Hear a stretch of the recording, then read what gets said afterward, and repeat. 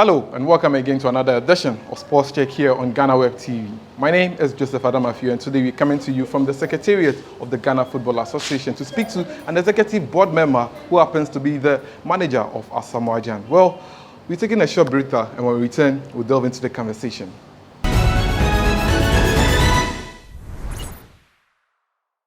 So you're welcome back from the break. My name is Joseph Anim Addo and the show is Sports Check on GhanaWeb TV. My guest is Mr. Asamoah Anim Addo. Welcome to Sports Check. Thank you. It's been a while. Yeah, it's been a long time. Yeah. Today we are at the offices of the GFA to speak to you. But I know people know you for Asamoah Gyan. You've worked with him for a number of years, but we don't know the story of how the two of you met to have a good relationship so far. Yeah, it's a long story. One day you know the full story, how it all started. So many years back, I was a fan. Okay. I was a fan, like you guys. The only good thing was I was staying close to wherever he plays his coach football, and I could go to watch him. And at the same time, I was a senior at Accra Academy, so that is where it all started. So later I'll add the rest. So let me do this one. I was a fan. I was at Asamoah last week. He played for Karkari at Karkari Park with great sit-ups, and I'll go and watch him like a fan. So That's how it started. So when did you decide that you manage him? That's what I'm saying. The rest will be told later. But it started from that time when he was playing for great sit-ups as a fan. And gradually, we got on 2006. He was at the World Cup, Liberty. I was just following like that. So 2007, 2008, then we started taking it up from there. But in all his 2 decades of being a footballer, at what moment did you really enjoy the most working with him? The greatest moment, because I was there, was in South Africa. When he scored that goal, I jumped, I nearly fell down. In South Africa, I was sitting at the other side. And those times, Charlie, for you to even get closer to the team, it was not easy.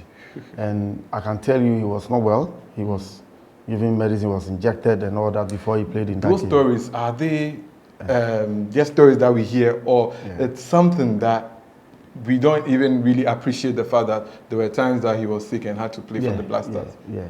It was not easy. He suffered a lot playing for the national team. In Cantu, it's the same thing. He was injected. All his body, this side. In Cantu, when he was being insulted. If you remember, even at that time, Man City wanted to sign him. He signed for Rene when he was on the sick bed. It tells you that the man that some people were chastising, the football people with the right eye has seen it. And Drogba even told him that he was the best player of the tournament when Drogba was here in Cantu. So Asamoah Gyan is a special player. In this world, there are special players, and he's one of them. There are some people God brings them into this world to just put them on the earth to impact. He's one of those people. Right. In so many years that you've worked with him, definitely in every human institution there are challenges and everything. Did you ever have any issue with Asamoah Gyan, and how did you really resolve it? If you remember any misunderstanding that you... There's been a lot of challenges, big ones. There are some that goes really into a very tight situation that you really need to have cooler heads to get it sorted. So it's not been easy. It's not been that rosy. What was it about? That was people it about see. Contract or... It's a lot, and maybe one day when I'm also writing my book, you also know about these challenges, and people can also learn from it. Being a manager of such a superstar, it doesn't come that easy, and it's learning on the job. I think Sammy Anim Addo, some years back, it's not the same Sammy Anim Addo. I've learned a lot, and there are so many things that I will have reacted in a way. These days, I'll never react in that way. I have gone through a lot, especially being his manager. I've had enemies all over. And people always want to get at him. And when I decide to be the one who will not accept, I become a target, and I've been a target, and I'm still a target. But this job was given to me by the Almighty God, not him, not even Asamoah Gyan. His mother told him, I'm his manager because it is destined that I'll be his manager.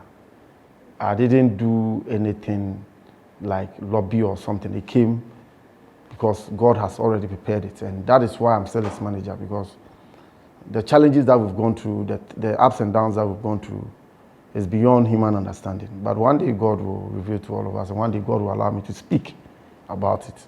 And I'm so proud to be his manager, and I'm forever proud. And it is the biggest thing I've known, the biggest superstar that I think has happened to this continent. I don't know a single superstar who has the qualities of Asamoah Gyan. Yeah, you can have a footballer who may have scored more than him and all that.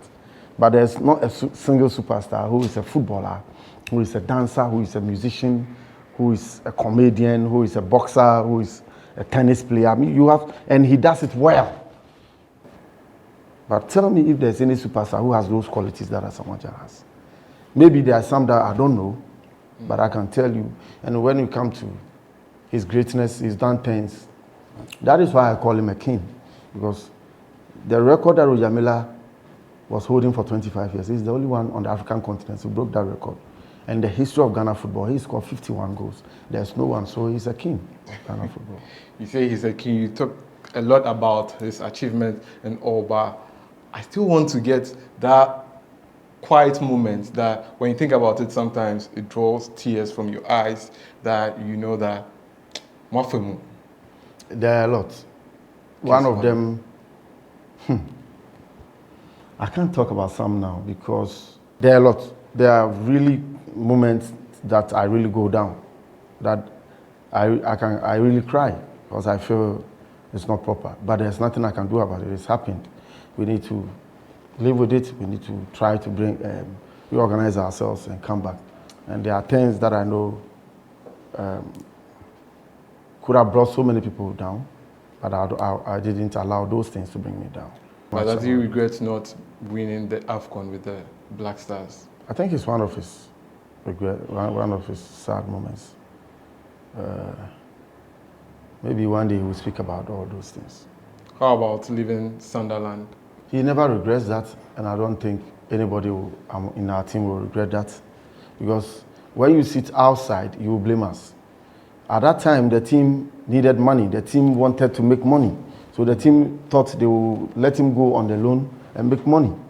When a loan move was £6 million for a loan move. Was it a half season? Yes. Yeah. So if a club will let you go for a half season for that amount, and they thought they were going to make a lot of money, they convinced him that he should go. And he himself also was earning something that all of us put pressure on our players. You see, there are a lot of things that happen. When they go, we see them in the Premiership, they are playing, but we don't ask ourselves. We expect so much from them, but how much do they earn? Because the taxes and all that, and how much will he even take for himself? And there will be a lot of pressure from outside Ghana, from family, from friends on him.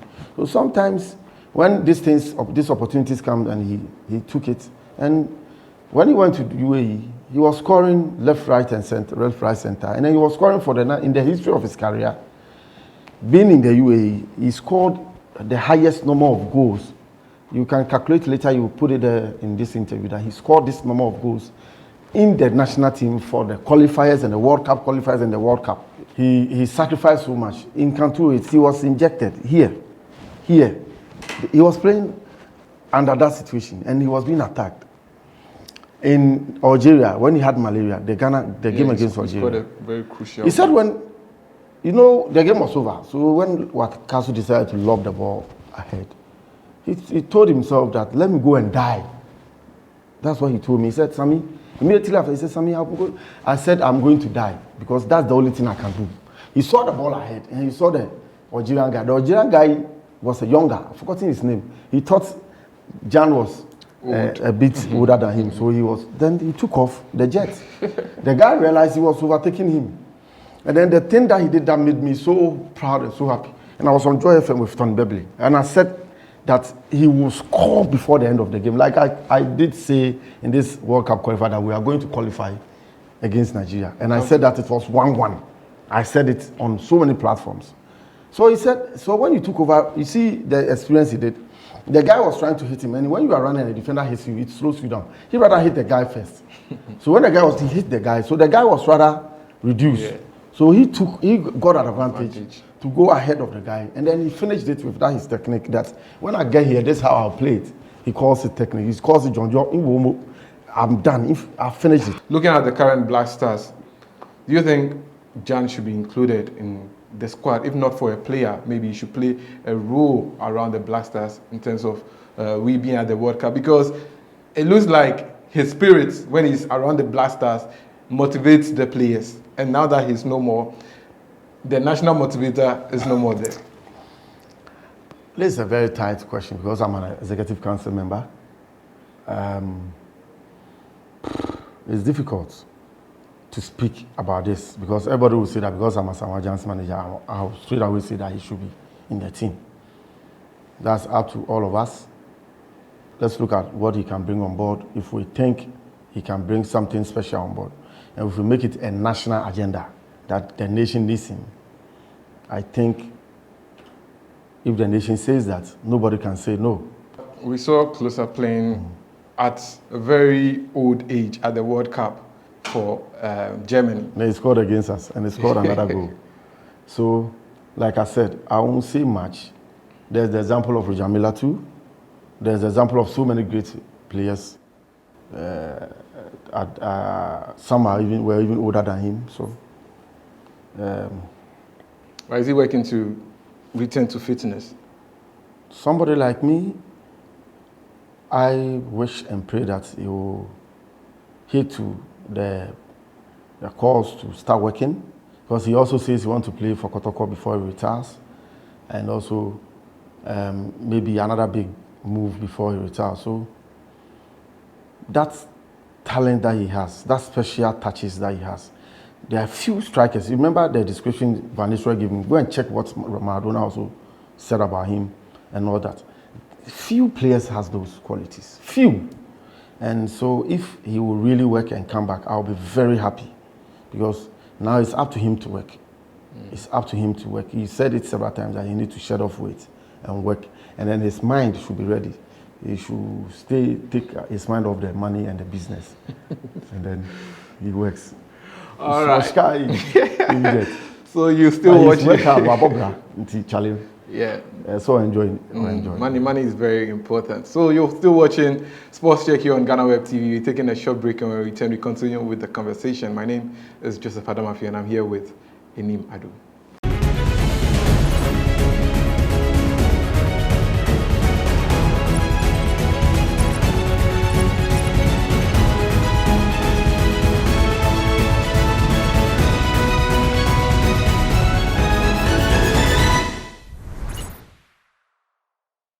So welcome back to Sports Check here on GhanaWeb TV. I'm still here with Asamoah Anim Addo. Before the break, we were talking about money. Who doesn't like money? So, is anybody in the world who doesn't like money? Money is very important. The Bible even speaks about it. The good thing is that what do you use your money to do? How much lives do you impact with what you have? How much did the God factor play in the life of Asamoah Gyan? It's key. Me. So you can see most of the time I quote GhanaWeb to me, and I'll never stop quoting it. GhanaWeb to me. GhanaWeb to me. To me, be any baby. So I believe in that. That's why you see me quoting GhanaWeb to me.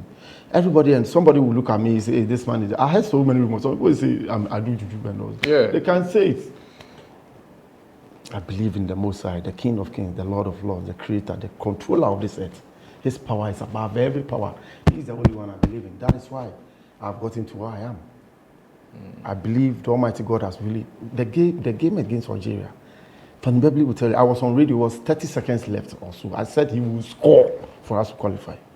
Just recently, Ghana against Nigeria, I was on UTV, I was on Angel TV, I was on City FM, I was on Oman TV. I've forgotten the rest. I said we are going to qualify, and it's going to be 1-1 in Nigeria.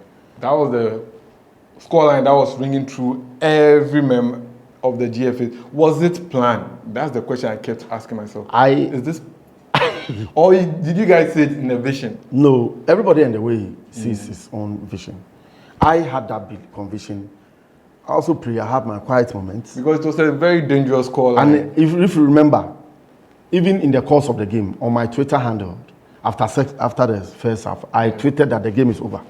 It is 1-1. It's over. Ghana is going to Qatar. I have some platforms that I told people that we are qualifying. And on City FM the day before, I was with Bernard Able. To the extent I even told him that it is Thomas, or maybe, but I mentioned Thomas. And on AJ, I said they will shoot. If ever shot, not good punishable on and then they will say that they will complain and say all sort of things. I said it. This is on record. To appeal to Ghanaians. Those who think we've done so many things, those who are not happy with some things that we have done. I went down on my knees and I told them we are sorry. They should see us as them, part of them. And they should bring that spirit. Because some of us knew that we needed the spirit of the nation behind the team. The rest of it, we know it's a typical Hassan Kotoko game. Did you agree to Otto Addo becoming the head coach of the Black Stars? Honestly. The executive council will always agree to do one thing, and that is what you saw. But did you personally think? Yes. How about Milovan's coming? Do you think Milovan? I supported it. Okay. 100%. And I'm also one person who also said he couldn't make it, so he needed to go. And we changed him. When we was coming, I supported it because we needed a quick fix. We needed somebody who understand our game immediately. We had limited time. We needed to take all these decisions, and it was difficult. Yeah. But as leaders, you need to take decisions that will not make everybody happy. But then that it's going to impact, and we've achieved what we want. What's the new plan for the technical team? They were mandated to qualify the country to the World Cup. Now they've achieved their targets. Would they be given an extension, or will we see new faces handling the Black Stars? Is it going to be Otto Addo, or there's going to be a new face? The Executive Council will meet, and the decisions that will come out will be something that will help Ghana football. We are not going to take decisions that will be for our interest, but for the Ghana football interest. So if you hear of us after our meeting, you know that this is for the interest of Ghana football, like we've done in the past. Chris Hughton's arrival, was it imposed, or the GFA agreed to work with him? Nobody will impose on us. The final decision will always come to us. You can suggest, you can also input, you can also try to tell us that, try this and that. If we look at it and sporting wise, it makes sense. Why not? We'll take it. Are you impressed with what Coach Otto Addo has been able to do with the Black Stars in terms of tactics and the way he has been able to gel with the players and everything? Very impressed with Otto Addo and his technical team. They did the magic. They did it well. You can never say there weren't some times that you will not like some things, but in the final judgment and coming in with the conclusion, you give him full pass mark for a wonderful job. And then in Nigeria, super fantastic technical abilities, the subs, the game management, the keeping the cool, when the referee was trying to frustrate us, everything worked perfectly, and it tells you that they really did their job and they really improve on what they did in Kumasi, also to make sure we qualify. So big ups to all of them: Otto, Chris, George, Didi, Olele, the technical team, the backroom staff, George, Dr. Baba and his crew, Kama and all the guys, Charlie, the equipment guys, Sula and all the guys. And then the Executive Council, my president, the president of Ghana Football Association, and the other members of the Executive Council, we all did our part to make sure Ghana will go to the World Cup. It's the biggest thing anybody needs. It's bigger than any other thing that you can imagine in Ghana. This is one thing that will always bring us together and increase and improve productivity of the nation Ghana. So nobody should gamble with qualification to a World Cup. Looking at the group that we are in, Group H, we have Portugal, Korea Republic, and the sworn rivals or enemies, that's Uruguay. What do you make of the draw? It's a good draw. Now, psychology comes in a lot, especially playing against Portugal and Uruguay. Psychology, the mind will play a lot, and I'm believing we'll work our way out and work on the guys. So because if we put too much revenge in our minds, it can be a problem for us. Okay. It's to also think we are beating somebody before, so we can beat him easily. That one too can be a problem, like Korea Republic. Yeah. They are a very dangerous side, and they are very fast. They are new coaches. Exactly. And so these things, we need to work our way and make sure psychologically and mentally we are very ready and put our minds, the team's shape, minds and psyche in a way that they will go for the kill. They are not going to gamble. They are not going to entertain any mistakes and play and enjoy their game. One thing is that so that's why you see sometimes they do Jama and all those things. Yeah. They don't need to put pressure on themselves.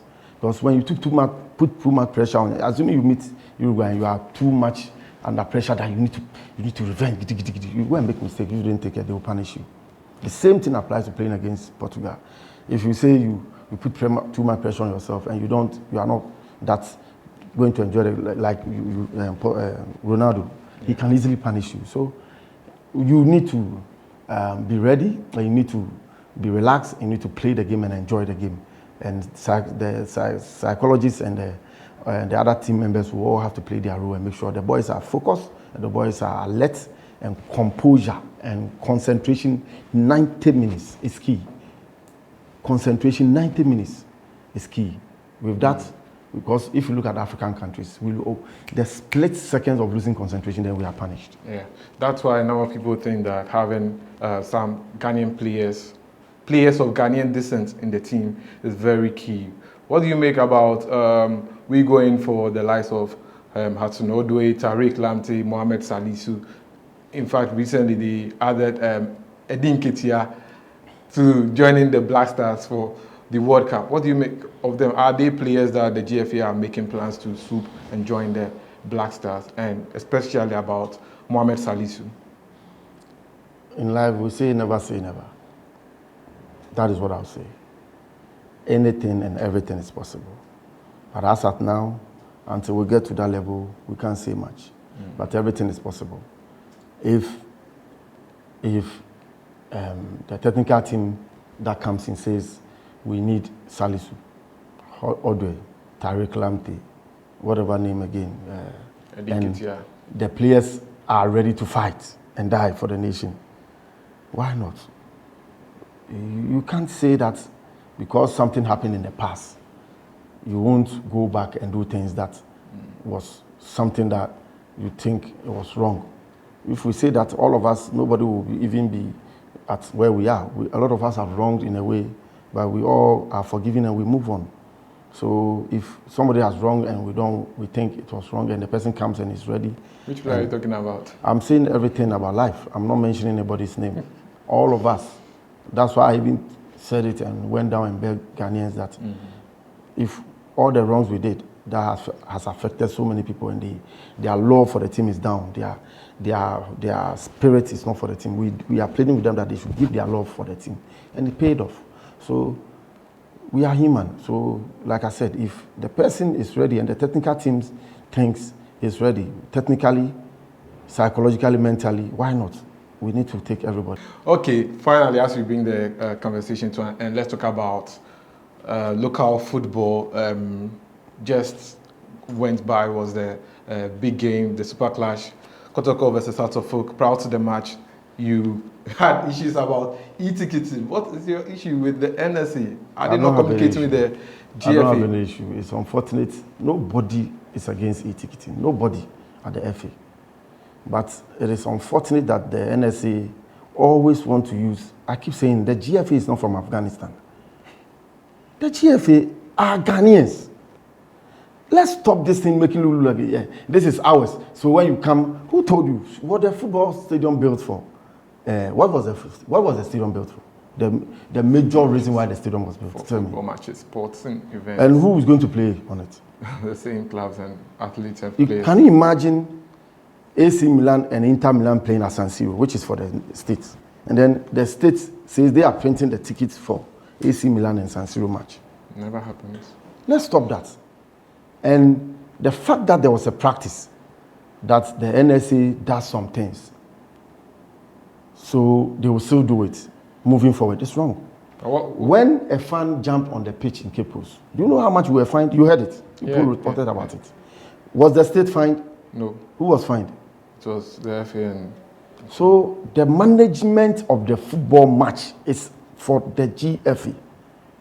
The management of the football match is for the GFA.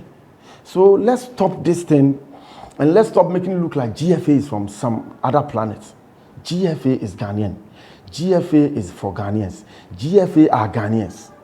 But I think Hearts of Oak's first leg against Kotoko, they complained that they've not received revenues from gate proceeds. What is the agreement with NSA and the clubs and the FA? Who are supposed to take the proceeds from the gate? We've even pleaded, we went to Parliament, Select Committee on Sports, that those taxes for football should be reduced. I know some of the industries, they've had some special taxes.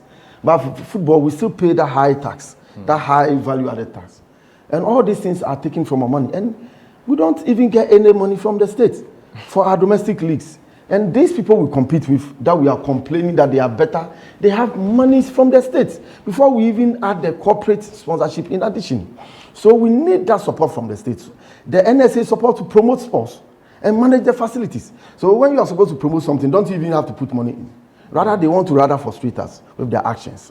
It's not proper, and I know we are engaging them, and I hope that finally they will really agree that there's a standard cooperation or even agreement by FIFA for all MAs that every MA should comply, so that the protocols for the state and its involvement and the benefits the state should get, and the kind of protocols will be respected for the state and for the MA. That's the member association. But it shouldn't be an imposition. It is not right. If you check the letter from the NSA, it was an imposition. It's not proper. It's unacceptable. Finally, before we go, I have just two questions. One has to do with salary of players in the Ghana Premier League. Can we get to a point where we'll have the players earning the right amount of money that you yourself, you've been saying that players should be paid that right amount of money so that we can be able to sell players from the Ghana Premier League $10 million and stuff? Well, I have a great vision to do something like that, but it's not easy. The economy itself doesn't support us that much. The economy is so... Our economic situation, the country is even in a situation where people's purchasing power is down. You understand me?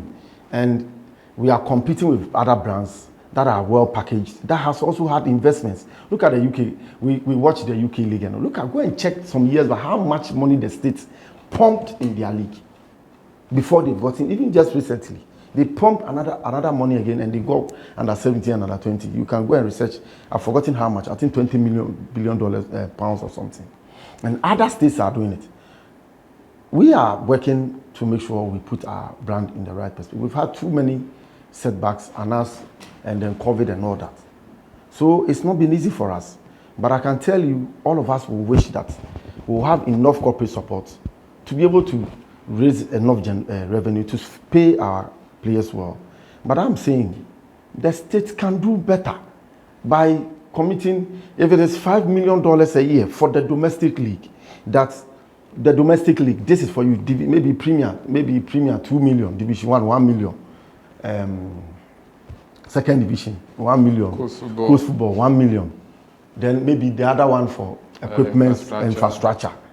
That you can do A, B, C, D. Let's say even Premier League and Division 1, you can only do player welfare, which will be regulated at the Ghana Commercial Bank or ADB, most of the states banks.